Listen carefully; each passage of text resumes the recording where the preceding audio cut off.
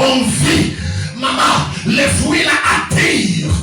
On n'a pas besoin seulement d'aller à la radio pour amener les gens à l'église. Non, on n'a pas besoin d'aller, non. Rien que les fruits que nous portons dans nos familles, dans nos quartiers, dans nos lieux de travail, les fruits là poussent aux gens de nous suivre. Alléluia. Mais aujourd'hui, le monde n'a plus peur de l'église. Je me souviens, il y a un garçon qui disait, ah, apôtre, je vais me marier, mais avant, je vis à votre époque. Oui, pour avoir une femme, vous avez trouvé vos femmes dans les églises. Mais à nos jours, quelle est la femme qu'on peut trouver à l'église? Est-ce qu'on peut trouver encore une fille vierge à l'église aujourd'hui? Est-ce qu'on peut trouver encore une fille vierge à l'église aujourd'hui? C'est une histoire de ces cas-là. Dans quelle église? Dans nos églises de réveil. Parce que là où se trouve l'immoralité. L'immoralité à un niveau aujourd'hui. Et on accepte certaines choses qu'on ne peut pas accepter au nom de la révélation. Au nom, oui, parce qu'on a grandi. Non, mes amis, revenons dans les valeurs. Est-ce que soit n'est pas là quelqu'un? Les gens se réveillent comme ça à l'église. Ils disent, maman, vous savez, se révéler à l'église, ça porte des conséquences graves. Est-ce que soit n'est pas là quelqu'un?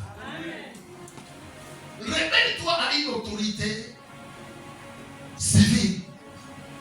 Mais ne te révèle pas à une autorité parentale, à une autorité biologique et à une autorité spirituelle. Amen.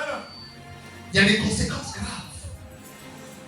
Quand tu te révèles avec ton père et ta mère, parce qu'il te dit de faire ce qui est vrai, toi tu refuses. Au moins que si il vous demande de faire quelque chose qui est contraire à ce que Dieu dit, là au moins c'est bon.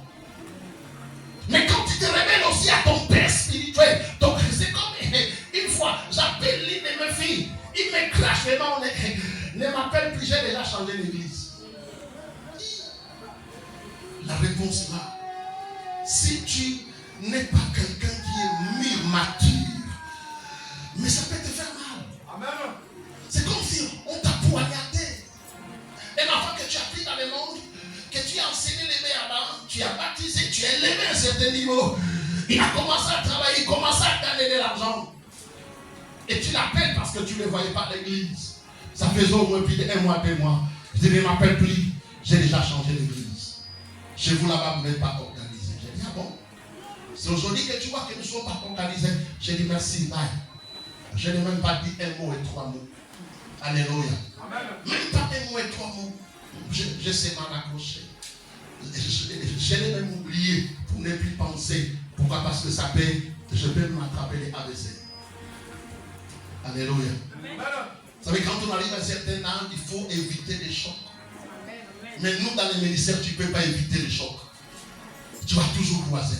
Aussi longtemps que tu prêcheras l'évangile, aussi longtemps, oui, que tu chasseras les démons vont crier toujours des chocs. Mais si vous êtes avec Dieu, alléluia, Dieu lui-même sait comment est-ce qu'il peut parler ces chocs-là. Est-ce que je parle à quelqu'un? Amen. Amen. 3 ans après, je l'ai croisé quelque part. Méconnaissable. C'est elle-même qui m'a dit. Elle m'a dit, Papa Bonis, je tourne comme ça, je dis c'est elle. Je dis à quoi? Papa, comme tu me vois là, ça ne va pas. Je suis tout le temps hôpital sur hôpital. Hôpital sur hôpital, je ne comprends pas. Vraiment, on me dit c'est la tension, c'est pas tension, on me dit c'est la tête, c'est pas ça, on me dit. Je le regardais directement, j'ai pensé à son coup de fil. Alléluia. Je pensais plutôt à cette conversation qu'on avait parlé au téléphone.